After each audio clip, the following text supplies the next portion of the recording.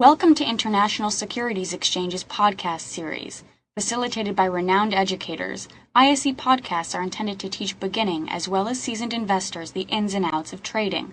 To find an updated list of podcasts, please visit www.ise.com/podcasts. Please be sure to listen to our important message following this episode regarding the risks of investing in exchange-traded options.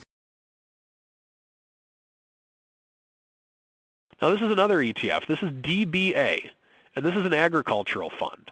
Look at what this looks like over the past 2 years. I just want you to look at this chart, and then now look at it in comparison to that of the euro. Now, at first glance, the euro looks very flat over that time frame. But when you look at it, the euro still did its movement. Just percentage-wise, it didn't do quite what agricultural did during that time frame.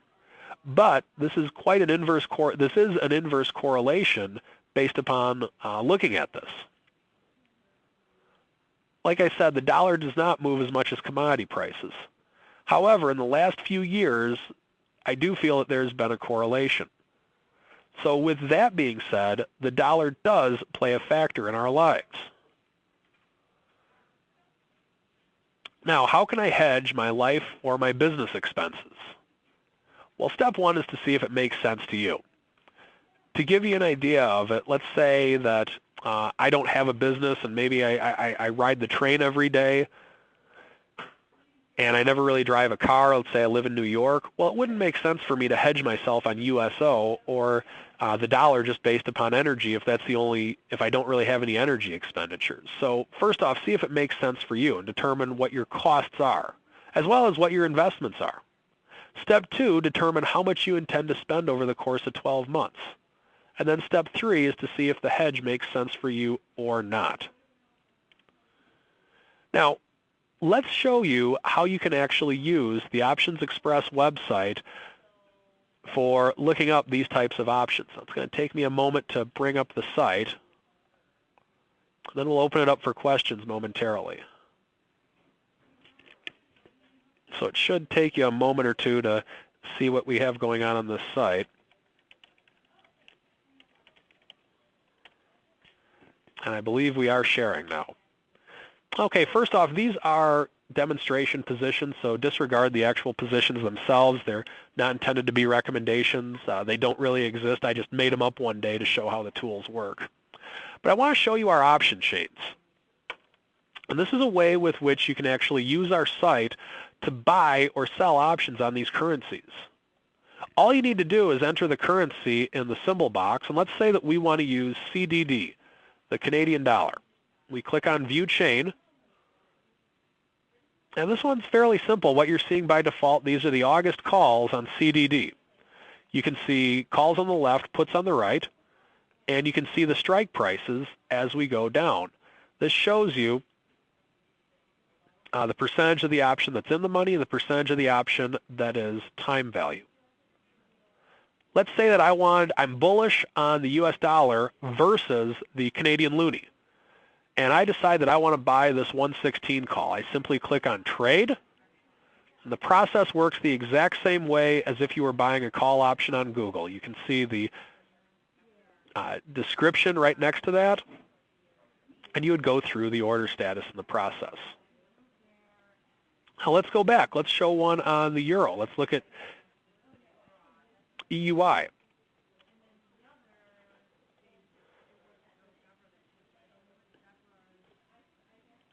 We can see in here, let's say we want to buy, we see that that's trading at 71.26. We want to buy the 71 call. We click Trade. Same concept. EUI August 71 call, currently trading at 165 by 171. So I just wanted to show you how that actually works. I'm going to go ahead and end the sharing here for the website.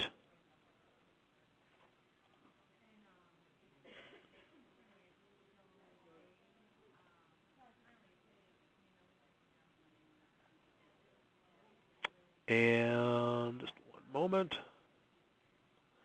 And now what I would like to do is turn it back over to my favorite host from the ISE, and let's open it up for some Q&A.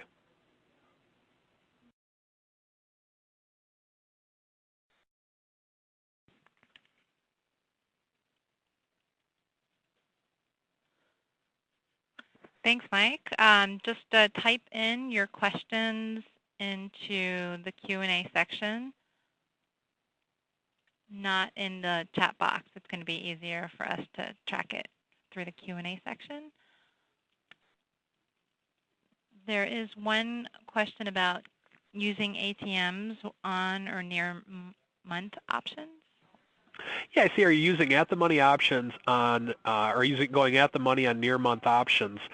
In this case, I'm not necessarily doing that, just from the standpoint that unless you have a greater amount of expenses or investments that you need to use, it usually wouldn't make sense to do it. Now, the reason I'm saying that is because I'm under the assumption that you don't have the amount of money, or you don't have the amount of investments to where you would need to go front month every month. Maybe it would make sense to do so. I don't know, but a lot of times in the world of hedging, you can have a longer time frame based upon the amount of money that you have, so to speak. Now, if you have greater amounts of money or greater amounts of expenses, you can go near term.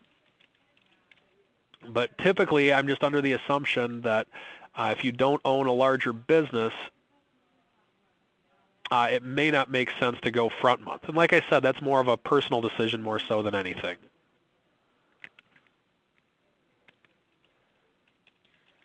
I see from Andrew, if I buy a jar of put spread, do I get a free butterfly? Well, I don't know. If the ISE could give away some free butterflies, I bet they would. But yeah, it's something else. Maybe we'll start singing Anagata DeVito for Iron Butterfly to get it go. Okay, I'm going to stop telling jokes now. Back to the questions. Okay, I see from Leonard, how do you minimize time decay? A couple of ways, Leonard. One way would be to buy further out options, in that option time decay works more and more against you the closer you get to expiration. So if you're buying options that are further out, time decay is not working against you as much.